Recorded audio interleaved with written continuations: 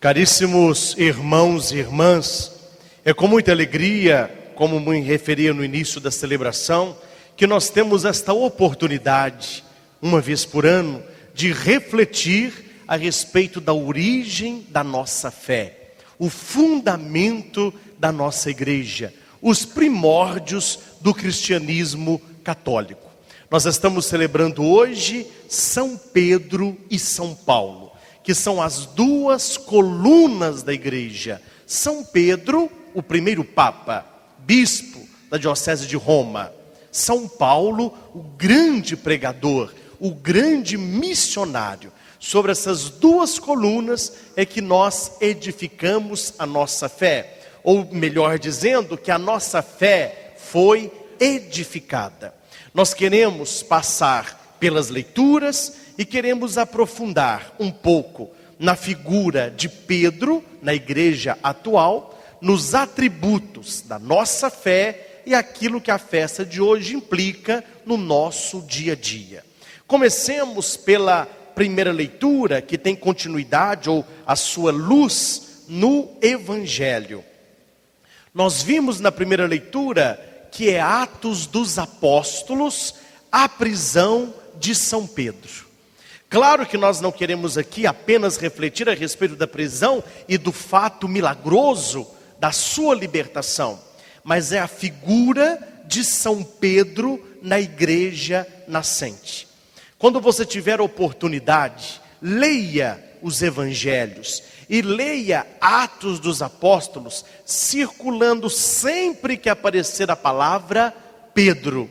Você verá que São Pedro, ele está presente em todos os momentos essenciais. E que Pedro, ele vai assumindo um caráter de líder, um caráter de primeiro, naquilo que nós chamamos de colégio apostólico, que são os 12 apóstolos.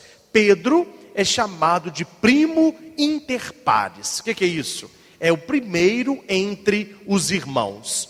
O Papa, ele é um bispo. É um bispo igual ao nosso bispo, Dom Tarcísio.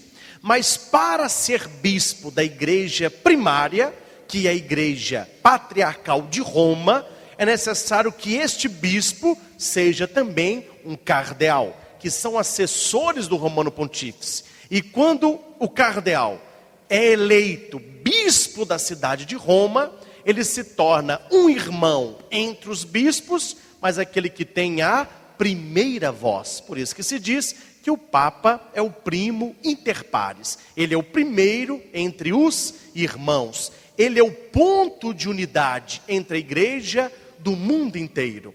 O rebanho católico romano, segundo o último censo, foi calculado em 1,2 bilhão de fiéis. Imagine o peso do ombro do Santo Padre. Ele faz a ligação total com Cristo. Não há uma ligação direta com a igreja se nós não estamos sob a autoridade do Santo Padre. O Papa não é apenas uma figura representativa, não é apenas o chefe da igreja, não é apenas o nosso líder espiritual, mas ele é a ligação íntima e primordial com a única igreja fundada sobre São Pedro. Tu és Pedro, e sobre esta pedra edificarei a minha igreja. Um dia, e você não ria que tudo é possível, basta você querer e se planejar, um dia você terá a graça, se é um dos seus sonhos, de conhecer a cidade eterna, que é Roma. E indo a Roma e não ver o Papa, é a mesma coisa de não ir. E você então irá ao Vaticano e vai marcar uma audiência na Praça de São Pedro, com o Romano Pontífice.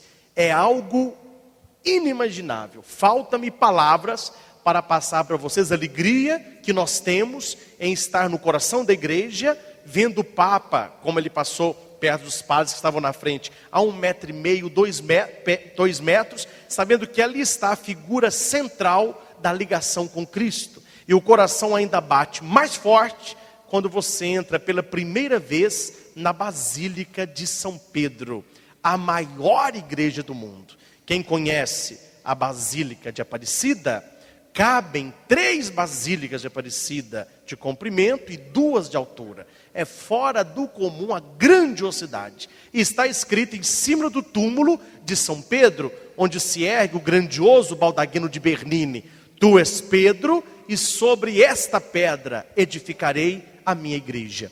É em cima do túmulo de Pedro que o Papa continua celebrando as missas. Depois que você conhece a Basílica Papal, você vai descer a cripta, onde estão os túmulos de vários e vários papas. O coração da gente bate especial, 2 motivos. Primeiro, quando você vê o túmulo de João Paulo II, né? Aí o coração bate, nós rezamos, choramos, nos abraçamos. Um homem muito santo que conduziu a nossa igreja por anos. Mas nada igual quando você passa no maior túmulo, um túmulo central, com um vidro blindado, vários castiçais, um ícone bizantino e escrito no século II: Sepulcro Sancti Petri Apostoli, sepulcro de São Pedro. Meu filho, não há quem não chore, não há quem não se emocione. Quando você vê o túmulo de Pedro, você está vendo o túmulo daquele no qual Cristo edificou a sua igreja. E as emoções não param por aí. Quando você sai da Basílica Papal e você vai para a Basílica de São Paulo, extramura, fora dos muros do Vaticano, lá está o túmulo de São Paulo, o grande pregador. Meus irmãos, é claro que nós não estamos aqui com um discurso, não é, que todos vão. Mas seria bom que, se pelo menos a pessoa não tem esse sonho, ou se a pessoa se vê muito longe de realizar isso, que a pessoa se fundamentasse com uma leitura sólida a respeito da origem da nossa fé cristã católica. Quando você vai a Roma, pelo menos eu como padre, olha, eu como padre, eu estudei, tive um caminho parecido com o que o Pedro estive em Mariana, depois cursei teologia, sempre fui apaixonado pela igreja, sempre fui um defensor do catolicismo, sempre tentei fazer aquilo que o Santo Padre pede, sempre a minha igreja, mas não tinha noção do tamanho da nossa igreja e da importância do catolicismo quando você vai a Roma e contempla uma liturgia vaticana, quando você contempla a organização do coração da nossa igreja. Meus irmãos, estamos a anos-luz das demais igrejas protestantes. É uma coisa fora do comum. Você respira história. Você vê as colunas de Roma antiga, os túmulos dos mártires, o Coliseu, onde vários cristãos tiveram a cabeça cortada, tiveram o ventre aberto e não renunciaram à fé em Jesus Cristo. Você bebe da origem da nossa igreja. E nós devemos olhar hoje, abro parênteses, para a igreja com um olhar carinhoso. Tudo na nossa vida, ela tem pelo menos 2 lados.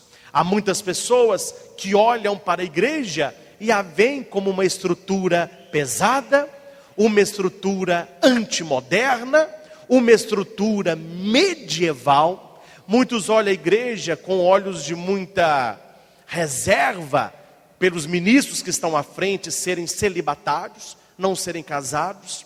De vez em quando aparece na mídia os escândalos de pedofilia e tantos outros pecados horrorosos que são cometidos dentro da igreja. E são realidades palpáveis, porque a igreja não é feita de santos, a igreja é feita de homens. Mas ao mesmo tempo que no colégio dos 12, Jesus escolheu os 12 e um o traiu, que é Judas. Nós não podemos olhar a igreja e julgar a igreja através de Judas. Tem muito João que ama Jesus e que tenta levar uma vida na palavra. Tem muito Pedro que se transforma num pregador da palavra e tenta levar o povo a Deus. A mesma igreja onde estão os pedófilos, aqueles que não aguentam o celibato, onde estão tantos escândalos. É esta mesma igreja que se encontra Santa Teresinha do Menino Jesus, Santa Edith Stein, São Tomás de Aquino, Santo Agostinho, São Gregório de Nissa, Beato João Paulo II. É nesta mesma igreja que nós estamos. Depende qual dos lados nós queremos estar. Se nós somos do rebanho de Judas, o traidor, ou se nós estamos com Pedro, que apesar de ter negado Jesus 3 vezes, atesta o seu amor trinitariamente. Tu sabes tudo, tu sabes que eu te amo. Este texto bíblico é um texto pós-pascal, depois que Jesus tinha ressuscitado. Antes foi o texto que nós ouvimos na celebração de hoje. Quem dizeis que eu sou? Pedro toma a palavra. Tu és o Messias, o Filho do Deus vivo. Vamos repetir? Tu és... Foi uma definição categórica de Pedro. E Jesus elogia: feliz és tu, Simão, filho de Jonas. O nome dele é Simão. Porque não foi um ser humano que te revelou isso, mas o meu Pai que está nos céus. Por isso eu te digo, tu és Pedro. Olha o jogo, que maravilha. Pedro disse, tu és o Messias. E Jesus diz, tu és Pedro. Mudou o nome de Simão para Pedro. É por isso que o Papa, quando ele vai assumir o papado, primeira coisa que o cardeal Carmelengo pergunta para o cardeal que foi eleito Papa: você aceita? Aí o Papa, o que foi eleito, vai responder se aceita ou não aceita. A maioria diz, né, aceito com a graça de Deus. Segunda pergunta que se faz: qual é o nome que você quer ser chamado? Você não pode ter o seu nome, você tem que mudar o nome. O Papa escolhe então um nome. Se aquele nome foi a primeira vez que foi escolhido, vem o algarismo primeiro. Se já houve outros papas com o mesmo nome, vão contar quantos nomes tiveram e vem o algarismo. Exemplo, o nosso Papa é Papa Bento XVI. Antes dele existiram 15 papas que quiseram ter o nome de Bento. Ele é o 16º. João 23, tinham 22 antes. Depois veio Paulo VI, tinham 5 antes. O Papa João Paulo I fez homenagem a João 23 e Paulo VI. Ele quis chamar João Paulo. Como não houve nenhum João Paulo I ficou apenas 30 dias, morreu de coração. Veio João Paulo II, ele quis manter o nome João Paulo II. Se o Bento XVI, José Ratzinger, fala, não, eu quero continuar na mesma linha de João Paulo, o meu nome também será João Paulo, ele seria João Paulo III, não é? Eu trouxe para vocês, meus irmãos, e eu vou colocar também no site para que você possa copiar, padrecristianchancar.com.br. Vou pedir para colocar amanhã. Isto é história. Eu não estou aqui falando de Bíblia, eu não estou aqui fazendo um discurso apenas apologético irracional, mas eu estou dando para você provas históricas, provas materiais da origem do catolicismo em Pedro e Paulo. Nós temos aqui, a lista de todos os papas de São Pedro a Bento XVI. Me ajuda aqui. Só desenrola o restinho lá. Não, pode chegar para frente lá, lá embaixo. Aí. Então nós temos o primeiro Papa, São Pedro. Então nós temos aqui o local da origem e o término do pontificado. Então São Pedro terminou o seu pontificado em 67, nasceu na Galileia.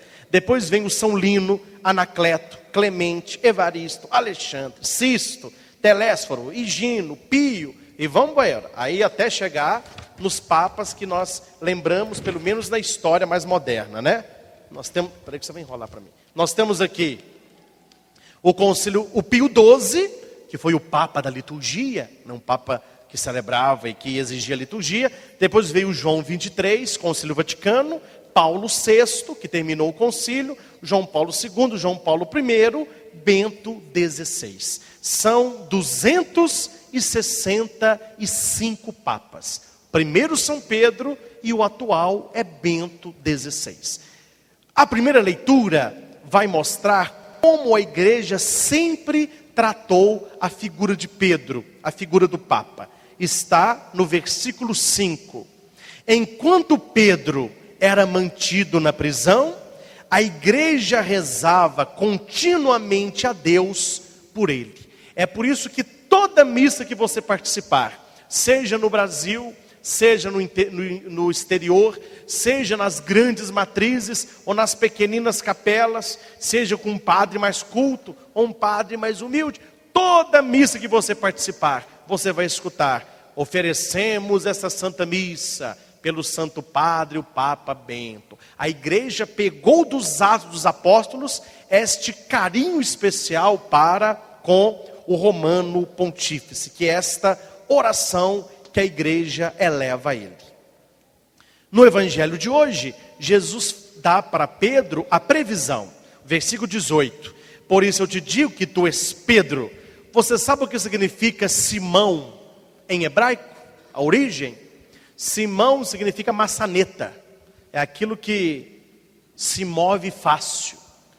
Pedro é pedra. Simão, você não vai ser mais uma maçaneta. Você vai ser uma pedra. E olha que não é um pedregulho não, meu filho. É uma pedra daquela boa. Porque sobre ti eu vou edificar a minha igreja. E eu te darei as chaves do reino dos céus. É por isso que sempre que você ver na igreja uma tiara, que é aquela coroa do Papa, com duas chaves cruzadas, é um símbolo do papado. São as chaves que Jesus entregou para São Pedro. É o poder temporal, o poder sobre toda a igreja e o poder espiritual de ligar no céu aquilo que Deus ligaria também na terra. Depois da ressurreição de Jesus, naquela pesca milagrosa, que eu não vou estender, Pedro, ele vem para a praia, e depois que ele comeu o peixinho que Jesus fritou, começa o diálogo. Pedro, tu me amas mais do que esses? E a pergunta é dirigida 3 vezes. E a última Pedro responde: Senhor, tu sabes tudo. Tu sabes que eu te amo. E Jesus diz para Pedro: apacenta os meus cordeiros, conduz o meu rebanho. Nesta hora, Jesus não disse que ele era o bom pastor? Eu sou o bom pastor. As minhas ovelhas me seguem, porque elas conhecem a minha voz. Ela não segue um estranho, antes foge dele, porque o ladrão vem para roubar, matar, destruir. Eu vim para que tenhais vida e vida plena. Jesus disse: eu sou o bom pastor. Neste texto de Pedro, o pastor tem um báculo. Jesus pega o báculo, entrega o báculo para Pedro e diz: apacenta as minhas ovelhas, conduz os meus cordeiros. O que aconteceu aí? Jesus está passando para Pedro o governo de toda a igreja. Depois disso, Jesus é levado aos céus, o Espírito Santo desce e São Pedro já toma frente. Ele faz o primeiro discurso apostólico. Ele fala de tudo que aconteceu. E se você for lendo daí para frente, Pedro sempre tem a última palavra. Tanto que na segunda leitura da missa de ontem, que está no verso do folheto de vocês, página 4, na segunda leitura, no versículo 18, Paulo diz: 3 anos mais tarde, fui a Jerusalém para conhecer Cefas e fiquei com ele 15 dias. Cefas é Kefas, é pedra, é Pedro. Então São Paulo pregava, mas ele foi ter com Pedro para lhe pedir orientação, para lhe pedir uma aprovação. Então, desde o início da igreja, a igreja caminha olhando para Roma, onde está o túmulo do primeiro Papa, e continuam os seus sucessores. Não sei se vocês sabem, Pedro, quando foi preso, e quando Pedro foi condenado a morrer, ele foi condenado à cruz. Eles pregaram a mão direita de Pedro, pregaram a mão esquerda de Pedro e pregaram os seus pés, igual Jesus. Aí Pedro disse: me dá minha última vontade, eu tenho o último desejo. E os soldados, rindo e criticando aquela situação, pensavam: o que um homem na cruz tem ainda de desejo? O que você quer? Eu não sou digno de ser crucificado como Jesus. Me crucifiquem de cabeça para baixo. E Pedro morreu crucificado de cabeça para baixo. Ele não se sentiu digno de morrer como Jesus. É por isso, meus irmãos, que algumas igrejas em Roma e alguns locais que o Papa vai, o trono papal, ele tem uma cruz de cabeça para baixo. As pessoas olham, principalmente membros de seitas e muitas anticatólicas, eu já vi muito isso na internet, eles colocam essa foto, colocam uma setinha na cruz e diz: prova de que o Papa é o anticristo. A cruz de cabeça para baixo significa a derrotada do cristianismo. Não conhecem história. A cruz de cabeça para baixo nos lembra o martírio de São Pedro. Ele não foi digno de morrer como Jesus, mas a cruz dele foi de cabeça para baixo. A outra figura que nós celebramos é São Paulo. Olha, olhando para São Paulo, a gente até respira aliviado, viu? Se São Paulo recebeu de Jesus essa chance e se tornou um homem de bem, todos nós somos capazes. Paulo, meu irmão, era o último dos últimos. Era alguém que ninguém gostaria de ter perto, nem amizade. Era um homem totalmente sem limite. Era um homem mulherengo. Era um homem matador. Ele matava criança, ele matava adulto, perseguia os cristãos. Era um homem que não tinha uma mulher, dormia com tudo. Era um homem que gostava de dinheiro. Era um homem que falava palavras. Era um homem sem limite. Um homem muito bonito, muito forte, conquistava tudo o que queria. Um dia ele ia para Damasco para perseguir os cristãos, muito cheio de si, com um cavalo enorme, bonitão, ó. Brilhou uma luz. Essa luz caiu no olho dele. Ele ficou cego. Ele escutou a voz: Saulo, Saulo, por que me persegues? Saulo assustou e caiu do cavalo. Literalmente, meu irmão, caiu do cavalo. E ele pergunta: quem és tu que eu estou perseguindo? Eu sou Jesus. Vá à casa de Ananias. Ele passa para Paulo. Aí Paulo fica cego. Quando ele chega na casa daqueles que eram discípulos de Jesus, conta-se a história, Plínio Moço relata que foi um corre-corre. Na porta que passava um, passaram 8, porque ele era temido por todos os cristãos. Os cristãos preferiam encontrar com o diabo do que encontrar com Saulo. A hora que Saulo entra, meu filho, perna para quem te quer. O pessoal: nossa, ele nos achou. Todo mundo saiu correndo. Aí ele falou assim: não, eu fui enviado por Jesus. Como por Jesus? Nós conhecemos a tua laia, nós conhecemos, o teu passado te condena. Você matou muitos irmãos nossos, você matou criança. Eu estava no meu cavalo, e ele contou a história, e ele teve um retiro, meus irmãos, de 3 dias. Ele ficou cego, rezando, tentando entender aquilo. Quando Jesus colocou a ordem, o discípulo lava o rosto de Paulo. Paulo é batizado e cai dos olhos de Paulo como escamas. Aí morreu Saulo e nasceu Paulo. Tudo aquilo que ele fazia, ele começou a pregar o contrário. Foi um missionário, viajou cidades e cidades, levando o nome de Jesus. Ele tinha o dom da oratória, falava muito bem, ele convencia as multidões, o pessoal ficava encantado com o seu discurso, e ele se tornou conhecido por toda a região. Por isso que a imagem de São Paulo é um homem muito sério, com uma espada enorme e na mão uma Bíblia. Por quê? Ele de perseguidor passou a pregador. Meu irmão, se um assassino igual Paulo, se um traste igual Saulo, que perseguiu a igreja, se converteu e se tornou um homem de Deus, é sinal de que todos nós também podemos ser transformados por Deus. Para Deus não existe pessoa sem solução. Certa vez tinha um abade é chefe do mosteiro. Ele estava passando em frente a um boteco. O boteco ficava aberto 24 horas. Chamava Bar 24 horas. Nem tinha porta, né? Ele viu lá um rapaz, a noite toda só na caninha 51, né? Me dá mais uma aí. Que ele tinha que beber 51 doses, porque é 51, né? Aí bebia.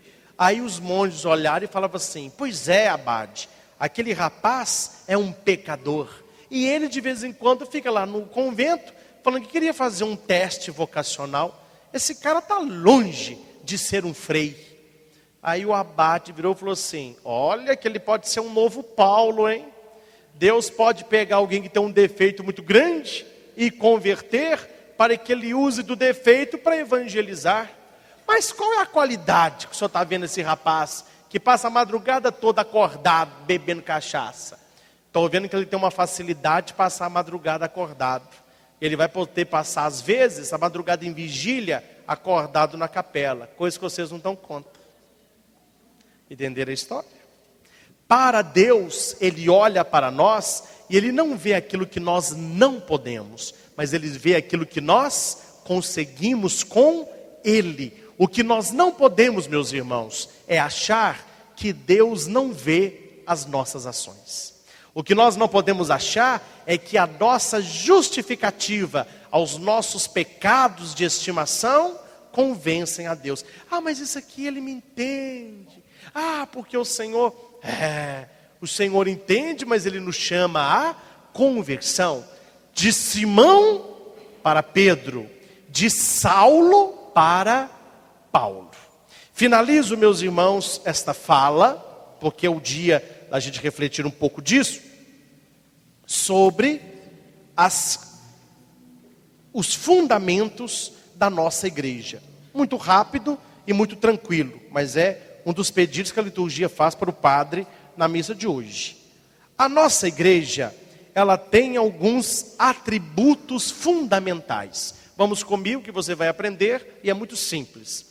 A nossa igreja, ela é una, santa, católica e apostólica. A nossa igreja é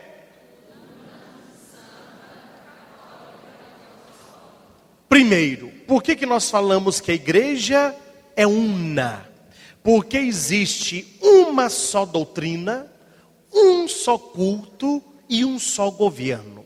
Quando Jesus olhou para Pedro e disse para ele: Pedro, sobre ti edificarei a minha igreja. Ele não disse as minhas. A igreja é esposa de Cristo. E Cristo, coisa que ele não é mulherengo. Ele não tem várias mulheres. Ele tem uma esposa só. E a esposa de Cristo é a igreja. É a noiva que se enfeita para o cordeiro. Uma só doutrina. Mateus 12:30. Quem não está comigo é contra mim.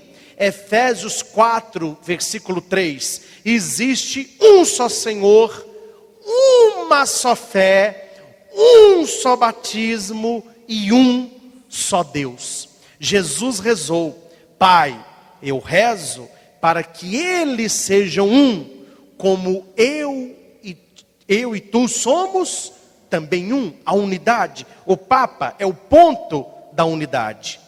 Gálatas 1:7. Devia ler esse versículo aqui mais. Não nós, alguns aí. Deveria ler esse versículo mais. Gálatas 1:7. Se alguém vos anunciar um evangelho diferente daquele que foi anunciado pelos apóstolos, que seja excomungado. Isso está na Bíblia, meu irmão. Gálatas 1:7. Se alguém anunciar para você um evangelho diferente do que o evangelho que a igreja apostólica anuncia, que seja excomungado. Unidade de culto. 1 Coríntios 10:17. Há um só pão, um só corpo, embora muitos, visto que participamos todos do único pão. Coisa interessante, faço questão de comentar. Tive a graça de celebrar, já celebrei, na igreja da Medalha Milagrosa, em Paris. Na igreja do Sagrado Coração de Maria, em Paris. Na igreja de São Francisco de Assis, em Assis. Na Basílica de São Pedro, com outros padres, em Roma. Na Alemanha. e outros países, Medjugorje, esses países que eu já conheço. Interessante, nós celebramos a missa em português. A igreja, as pessoas participam. Elas não entendem português, mas elas participam da missa inteira. Elas sabem, eu não estou entendendo o que o padre está falando, mas eu sei aonde a missa está. É a primeira leitura, é consagração. O padre agora vai dar a comunhão. Coisa mais interessante, na hora da paz de Cristo, aí o padre, para os fiéis, a gente fala em latim, né? Pax Christi, amém. Pax Christi, amém. Aí chega na hora da comunhão, a gente fala Corpus Christi, é latim, né? Cada um responde no seu idioma. Corpus Christi, amém. Corpus Christi, amém. Corpus Christi, Rami. Aí eu fui dar comunhão, não sei se é russo, eu falei com ele, Corpus Christi, Huk! Falei, opa! Foi mesmo. Isso foi em Lourdes, na França. Quer dizer, mas a pessoa está ali participando e ela sabe aonde a missa está. Por quê? A nossa igreja, meus irmãos, existe uma coisa que só nós temos. É chamada de liturgia universal. A leitura que é lida hoje aqui, ela está sendo lida do norte a sul do país, está sendo lida nos Estados Unidos, foi a que leu em Roma, foi a que leu na China. Quem for à missa amanhã, a leitura que lê amanhã é no mundo inteiro, a mesma leitura. Padre Cristo está hoje de vermelho, São Pedro e São Paulo. Todas as missas na televisão, onde quer que você vá hoje, todos estarão de vermelho. A liturgia, unidade de culto. A nossa igreja celebra a mesma coisa no mundo inteiro. Existe a unidade de governo. Na igreja, meus irmãos, hierárquica, tem o Papa, Romano Pontífice, auxiliando o Papa. Nós temos as congregações, os dicastérios, temos os cardeais. Em cada país temos o núncio, junto com os núncios, nós temos os arcebispos metropolitanos. Em volta dos arcebispados, nós temos os bispados, que são os bispos nomeiam os párocos e o colocam na paróquia. É uma corrente só, padre, bispo e o santo padre. É a certeza que nós temos a doutrina una. Por isso que nós falamos que a igreja é uma na doutrina, no governo e no culto. A igreja, ela é santa. Nós somos pecadores, mas a igreja é santa. Ela é santa no seu fundador. Quem é o fundador da igreja?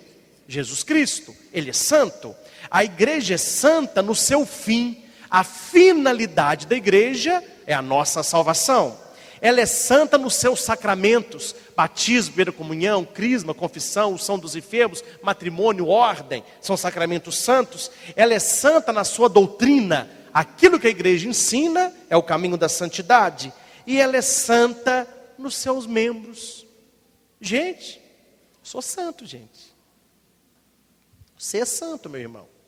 Nós não somos totalmente santos, mas se você olhar para o seu coração, vai me dizer que você não vê muita coisa na sua vida que é uma obra da santidade de Deus. Nós temos muita coisa boa, eu tenho muita coisa boa, todos nós temos. Nós somos santos, só que nós não somos santos totalmente. Nós somos santos e pecadores. E a igreja é santa porque ela nos acolhe. Assim como nós temos que permanecer na igreja esperando que ela melhore, a igreja nos tolera, esperando que nós nos convertamos. Nós vamos caminhando junto, eu me melhorando e eu melhorando a igreja. E a nossa igreja, ela é também una, santa, católica. O que significa a palavra católica? Católica vem do grego e significa universal. Nós somos da igreja universal.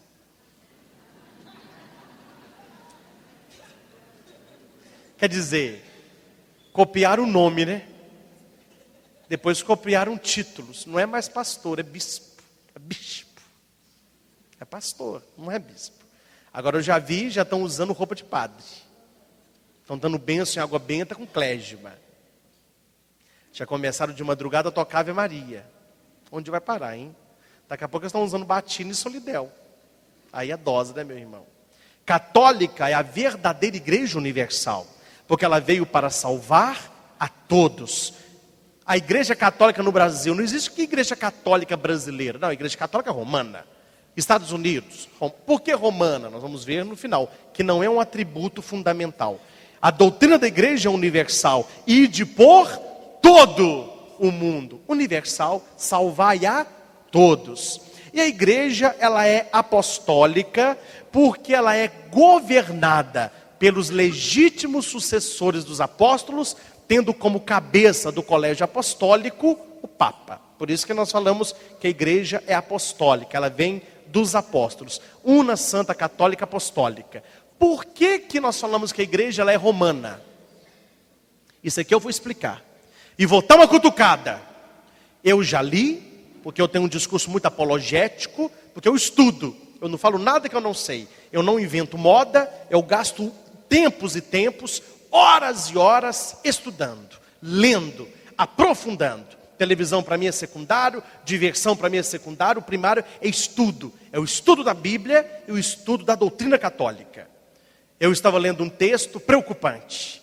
Surgiu um texto agora, tinha um protestante, querendo provar que a igreja católica não vem de Jesus, mas ela foi fundada por Constantino, no ano 300, misturou tudo. Jogou farinha no ventilador, cocô no aspirador. Meu filho, quem falou que imperador Constantino fundou a igreja? Vai estudar, meu filho, vai ler uns livros mais cultos. A igreja de Cristo vivia nas catacumbas, e os imperadores perseguiam os cristãos. Imperador Constantino, por causa da sua mãe, que era uma devota, e quando ele viu que a igreja estava crescendo demais o número de cristãos, ele se converte ao catolicismo e ele assume a igreja cristã católica como a igreja oficial do império. Por isso que foi nesta época que surgiram as roupas litúrgicas. Constantino disse: você que é bispo, você é também uma autoridade eclesiástica. Então o bispo começou a usar as roupas de dignidade. Foi aí que surgiu os paramentos litúrgicos. Não que Constantino fundou a igreja, mas ele tornou oficial do império dele a igreja que vinha do século I. Eu falei, isso é história das mais, ó. E muitos dizem, a sua igreja é contraditória. Como que você pode ser da igreja católica, romana ao mesmo tempo? Católica é universal, romana é particular. Não, meu irmão. A romano não é um atributo essencial. Suponhamos que Paulo e Pedro tivessem morrido na França, em Paris, e os túmulos deles estivessem em Paris. A Basílica de São Pedro seria em Paris. A Basílica de São Paulo seria em Paris. Como que chamaria a nossa igreja? Igreja Católica Apostólica Parisiense. Não é porque nós somos franceses, mas é para nos lembrar que os túmulos das colunas da igreja estão em Paris. Onde que está o túmulo de São Pedro e São Paulo? Roma. Por isso que somos católicos romanos, porque em Roma está a sede da nossa igreja. Muito bem, meus irmãos. Trouxe aqui para mostrar para vocês, mas a homilia já estendeu, só mostrar. Faço questão de assinar esse jornal aqui, chamado L'Osservatore Romano. É o jornal do Vaticano. Nesse caso, ele é em português.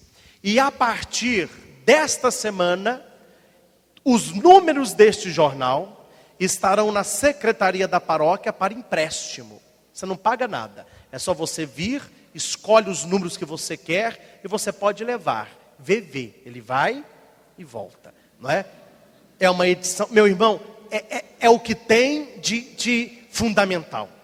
O dia que Dom Tarcísio esteve visitando na casa paroquial, quando ele entrou, quando ele olhou no sofá, falou assim: Padre Cristian, meus parabéns. O que foi, Dom Tarcísio? Você está se fundamentado no que há de mais sólido da nossa igreja, o Jornal do Vaticano. Então, a partir dessa semana, nós vamos disponibilizar, é um jornal semanal, toda semana chega um jornal novo. Eu e Padre Miguel dedicamos um dia para ler as matérias lindíssimas. Temos aqui o Beato João Paulo II, falando sobre a sua santificação, e temos aqui o último número do jornal, que fala sobre ver a face de Deus a partir da cruz. Então são matérias do Santo Padre e da doutrina da nossa igreja. Estou mostrando o jornal para você por quê?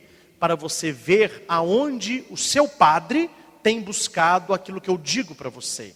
Não é achismo, não é invenção, não é historinha, mas é uma doutrina muito bem fundada, muito bem sólida, para que nós possamos crescer como católicos. Só vou ler esse textinho, eu leio isso tudo aqui, mas vou ler só aqui atrás.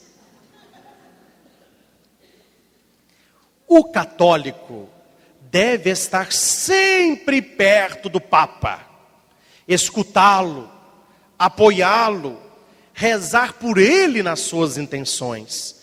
Não podemos romper a unidade católica, todos com o Papa. De fato, para estar em plena comunhão com a Igreja de Cristo, que subsiste na Igreja Católica, é preciso professar a mesma fé, celebrar os mesmos sacramentos e estar unidos à hierarquia, cujo ponto principal é o Santo Padre. O Papa é o sucessor do apóstolo Pedro, o bispo de Roma, que Jesus constituiu como perpétuo e visível fundamento da unidade. É o pastor da Igreja Universal. Tem a missão de confirmar a todos na fé, continuando a mesma tarefa que Jesus confiou a Pedro, o primeiro Papa. Todo católico, além de conhecer e viver a palavra de Deus, de dar testemunho da sua fé em Cristo, de participar da comunidade eclesial, espaço de testemunho, de serviço, de diálogo, de anúncio, ama e respeita o Papa, os bispos como seus legítimos pastores, ora por eles e com eles continuam edificando nos tempos de hoje a Igreja Católica Apostólica Romana. Foi um texto publicado no Jornal da Santa Sé. Vamos finalizar, meus irmãos, com uma oração na intenção do Santo Padre. Eu não vou aqui conduzir a oração, mas nós porque quando se fala do Papa, eu me torno com vocês ovelhas do seu rebanho, nós somos colaboradores dos bispos, que são sucessores dos apóstolos, subordinados ao Pedro, que é o Papa.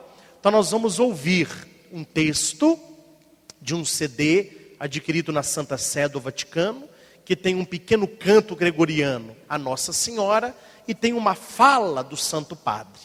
Dá para entender, ele fala em italiano, italiano não é tão diferente da nossa língua. Mesmo que nós não entendamos o que o Papa está dizendo, é um sinal da nossa ligação com o Romano Pontífice no dia a ele dedicado. Então vamos fechar os nossos olhos e realmente, meus irmãos, vamos fazer uma prece na intenção do Papa. Ele que nos conduz. Nós acreditamos na igreja, nós amamos Jesus, nós cremos na Eucaristia, cremos em Nossa Senhora, e o peso da nossa igreja está nos ombros de um homem, hoje Bento XVI. Então vamos neste instante de silêncio elevar aos céus uma prece em favor do Santo Padre, o Papa. No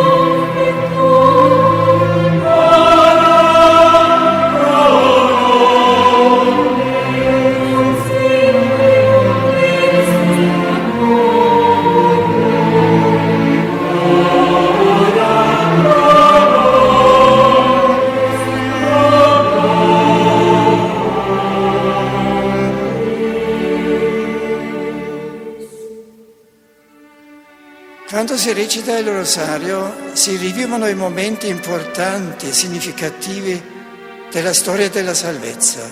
Si ripercorrono le vere tappe della missione di Cristo. Con Maria si orienta il cuore al mistero di Gesù. Si mette Cristo al centro della nostra vita, del nostro tempo, delle nostre città, mediante la contemplazione e la meditazione dei suoi santi misteri di gioia, di luce, di dolore e di gloria. Ci aiuti Maria ad accogliere in noi la grazia che promana da questi misteri, affinché attraverso di noi possa irrigare la società a partire dalle relazioni quotidiane e purificarla da tante forze negative, aprendola alla novità di Dio.